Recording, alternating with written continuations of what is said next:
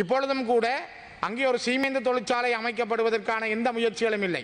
அங்கே இருக்கின்ற மக்களிடம் அவர்களை ஏமாற்றி குறைந்த விலையிலே காணிகளை வாங்கி அங்கிருக்கிற அரச காணிகளையும் பிடித்து ஒரு வலுக்கட்டாயமாக அங்கே இருக்கின்ற முருகை கற்களை அவர்கள் திருவோணமலையில் இருக்கிற சீமெந்து தொழிற்சாலைக்கு கொண்டு செல்கின்ற முயற்சியை மட்டும்தான் அவர்கள் மேற்கொள்கிறார்கள். ஆகவே அங்கு யாருக்கும் வேலை வாய்ப்புகளும் இல்லை, அங்கிருக்கிற மக்களுக்கான எந்த ஒரு எதிர்காலமும் இல்லை, ஒரு தொழிற்சாலையும் அமையப்பெற போவதும் இல்லை.